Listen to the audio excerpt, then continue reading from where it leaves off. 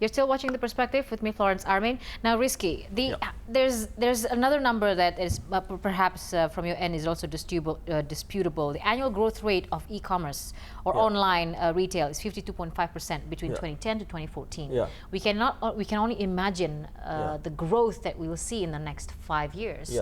Now, how will you come into this? It seems that you have the most to gain as well by helping giving them solutions B2B and B2C. This is yet to take off for you as well. So there are manufacturers. We can reach 10 times more than that in the next 5 years. It really depends on the brands, which is normally it should be there. But now the homework is to educate the brand how to go there properly. I mean, it's not only building the websites and bring the products online and that's it. How to penetrate the market.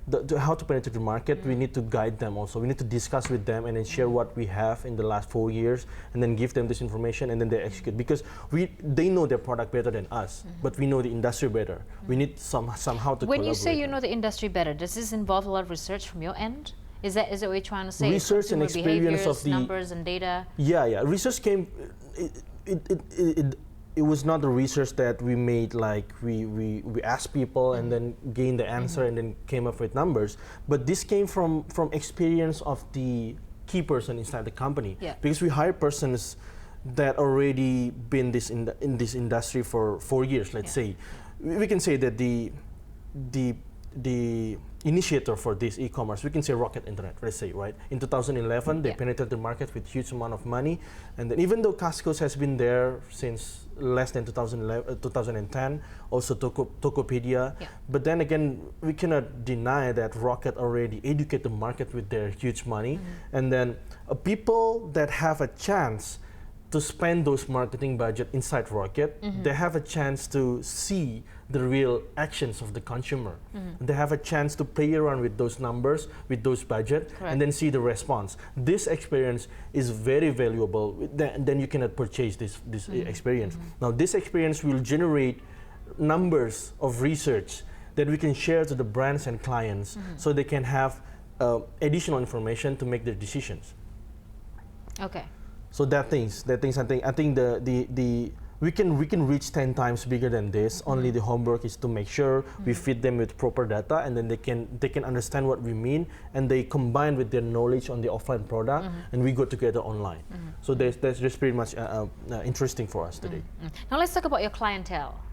I understand you mentioned earlier fashion, electronics are actually they're the biggest market shares in online retail, but then you're looking into expanding the health and you're looking at health and beauty, which is growing as well, consumers products. Now, if you can just give us a brief map of your clientele. So I can say that because the top selling categories is fashion, so I can say more than 60% of our clients are doing fashion things. The other 20% are doing electronics.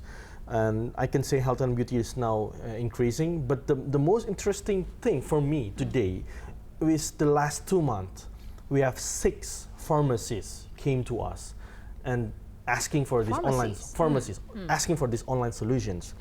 Now I'm wondering why. This is 6, right? 6 big pharmacies. I'm doing mini research. I think one of the bigger reasons they go online in Indonesia is because the new government policies, the BPJS, right? So now they cannot sell the same product with the same price and the same margin like they did before. Previously, they can sell their product into the traditional, the government hospital and private hospital. Right now, they can only private because the government, they only sell generic products. No brands, cheap price, small margins, but big quantity. And with this challenge, I think they're trying to figure out how can we reach end consumer directly to give them knowledge about the product, because this is not a bad product. This is not expensive without a reason. There are a reason why this is expensive compared to generic. Now, I think they want to find a solution how to educate the market about their product direct to end consumer. So maybe e-commerce is one of the solutions. Well, the challenge is you cannot do a regular advertising to pharmacies. There are certain rules that even Google gave to us. You cannot do advertising for pharmacies with this wording, blah, blah, blah. You can do only pharmacies in this country, blah, blah, blah. There are many restrictions. Many restrictions. So they are the challenge that we have today on e-commerce. That's why for pharmacies, when they come online, the e-commerce is not the only way. So we have another things like apps. You know, in US, they're using smartwatch and smart bands, and then having the apps. They are more health concerns. So we're trying to give them that kind of technology, but make it more local, more Indonesian. So maybe this is their new toys to become their new biggest revenue generator compared to the offline sales. Perhaps when the Internet of Things takes off here in Indonesia, then that could be also a major benefit for pharmacies. Number one, they don't need to spend billions of marketing budget to educate the market anymore, because previous players already did, and now people already, you know, even now tukang ojek can have a 5-inch of smartphone. So I think this is the right moment for anyone, not excluding pharmacists, to go online.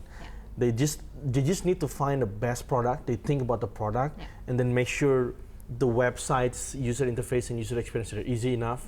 They execute the proper digital agencies rule. I mean, they put advertising budget on the proper place, and then they execute the last mile delivery in the fast execution. I mean, people in Indonesia, especially Jakarta, when they order today, they expect the product to come yesterday, not even today, right? So fulfillment is another headache that they need to solve, not only the product. So there are many things that they need to solve, and we are coming to serve that that services. It's also your tough job is managing expectations from exactly. Sorry. We'll talk more about. I'd like to talk a little bit about the market of in Indonesia. Right back when we come back.